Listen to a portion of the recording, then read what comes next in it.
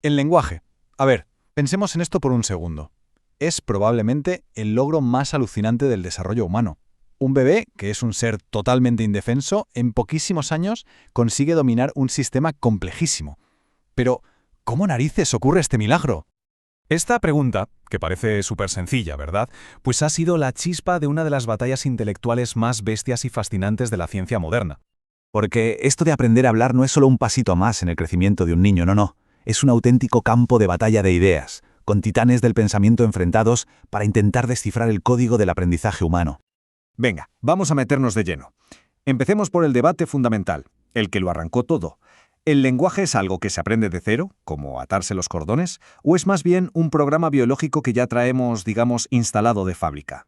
Mirad qué dos visiones tan opuestas. Por un lado, la idea de que la mente es como un trozo de arcilla, totalmente en blanco, y el lenguaje se va construyendo poco a poco desde el exterior.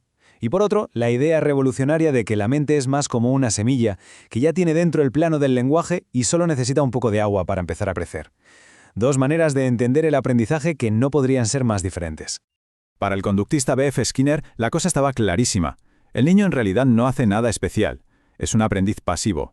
Es el entorno el que lo hace todo. El arquitecto que va poniendo ladrillo a ladrillo hasta levantar el edificio del lenguaje en la mente, supuestamente vacía, del niño. Y bueno, ¿cómo funciona esta construcción? Pues a través de un mecanismo súper potente, el condicionamiento operante. Es sencillo. El niño ve algo que quiere, como una bebida, emite un sonido por imitación, dice agua, y si ese sonido funciona y consigue lo que quiere, el vaso de agua, una sonrisa, atención, premio. Ese refuerzo es el pegamento que hace que el aprendizaje se fije. Pero claro, este modelo, que parecía tan elegante, empezó a hacer aguas. Primero, la velocidad. Los niños aprenden a un ritmo de vértigo, demasiado rápido para que sea solo a base de prueba y error. Segundo, la creatividad. Todos creamos frases completamente nuevas, algo que sería imposible si solo imitáramos. Y lo más importante, los niños cometen errores súper creativos. Un niño que dice ponido en lugar de puesto no está imitando a nadie. Ningún adulto habla así. Lo que está haciendo es aplicar por su cuenta una regla gramatical que ha deducido. Y aquí es cuando entra en escena Noam Chomsky y le da la vuelta a todo. Él dice, un momento, el entorno no construye nada, no es el arquitecto, es más bien el catalizador, es como la chispa que enciende un motor que ya venía de serie.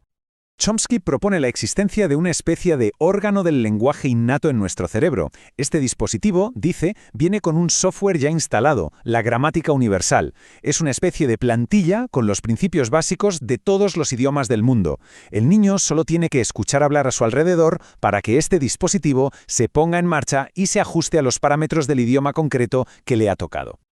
La revolución de Chomsky abrió un montón de puertas nuevas, pero el debate no se acabó aquí, ni mucho menos. Ahora la cosa evoluciona con dos nuevos pensadores. Ambos estaban de acuerdo en que el niño es un constructor activo de su conocimiento, pero no se ponían de acuerdo en cuáles eran las herramientas principales para esa construcción. Y aquí el dilema es fascinante. ¿Qué fue primero, el huevo o la gallina? Es decir, ¿primero desarrollamos una idea en la cabeza y luego le ponemos un nombre? ¿O es el lenguaje que nos viene de fuera lo que nos permite empezar a pensar de forma compleja? Jean Piaget lo veía clarísimo. El pensamiento va primero, es el motor. Un niño no puede usar la palabra más grande si primero no ha construido ese concepto en su cabeza a base de manipular objetos, de compararlos, de explorarlos.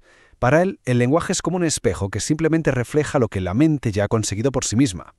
Lo más interesante de esta visión es cómo interpreta los errores de los niños. Cuando un peque dice «la luna me sigue», no es un error de lenguaje, para nada. Es una expresión perfecta y precisa de cómo funciona su pensamiento en ese momento. Un pensamiento egocéntrico, incapaz de ver el mundo desde otra perspectiva que no sea la suya. Pero llega Lev Vygotsky y literalmente le da la vuelta a la tortilla. Él dice «un momento». El lenguaje no es un reflejo, es la herramienta de construcción. Es como si la sociedad nos diera un kit de herramientas, el lenguaje, y con ese kit cada persona va construyendo su propia mente. La mente, por tanto, se construye desde fuera hacia adentro. Y su concepto clave es la zona de desarrollo próximo. Pensad en ese punto mágico, ese espacio que hay entre lo que una persona ya puede hacer sin ayuda y lo que podría llegar a hacer si alguien con más experiencia le echa una mano. Pues bien, según Vygotsky, es justo ahí, en esa zona, donde ocurre el verdadero aprendizaje, siempre impulsado por el diálogo. Vygotsky describe un viaje alucinante. El lenguaje nace fuera, en las conversaciones con los demás. Después, el niño se apropia de esa herramienta y empieza a hablar consigo mismo en voz alta para organizar sus ideas. Con el tiempo, esa voz externa se va haciendo interior, más silenciosa, hasta que se convierte en ese diálogo interno que todos tenemos y que llamamos pensamiento. Muy bien, después de todo este viaje teórico, la pregunta del millón es, ¿y todo esto para qué sirve? ¿Cómo se traduce este debate en algo práctico, en el día a día de un aula, por ejemplo? Esta tabla lo resume todo perfectamente, pero fijaos sobre todo en la fila de rol del adulto. Para Skinner es un arquitecto que construye, para Chomsky un catalizador que activa algo, para Piaget un facilitador que prepara el terreno y para Vygotsky un mediador, un compañero que ayuda en la construcción. 4 papeles muy diferentes. Y aquí viene lo más importante. Hoy en día entendemos que no hay por qué elegir un bando. Un buen educador no se casa con una sola teoría. Lo que hace es tener una caja de herramientas muy completa y usar cada una cuando hace falta. Un buen docente coge de Skinner el poder del refuerzo positivo para dar confianza. De Chomsky entiende que tiene que crear un ambiente lleno de palabras, de cuentos, para nutrir esa capacidad innata. De Piaget saca la necesidad de que los niños toquen, manipulen, experimenten. Y de Vygotsky aprende el arte de ser ese guía que acompaña y ayuda a través del diálogo. Al final, estas teorías no son enemigas, sino que se complementan. Juntas nos dan una visión mucho más completa, mucho más potente, de cómo podemos ayudar a que se produzca ese milagro que es el desarrollo del lenguaje. Y esto nos deja con una última reflexión. Si Vygotsky estaba en lo cierto, y ese diálogo que tenemos con los demás se convierte en nuestra voz interior, en nuestro pensamiento, entonces la pregunta es inevitable. ¿Qué tipo de estructuras mentales estamos construyendo en los demás y en nosotros mismos con las palabras que elegimos usar cada día?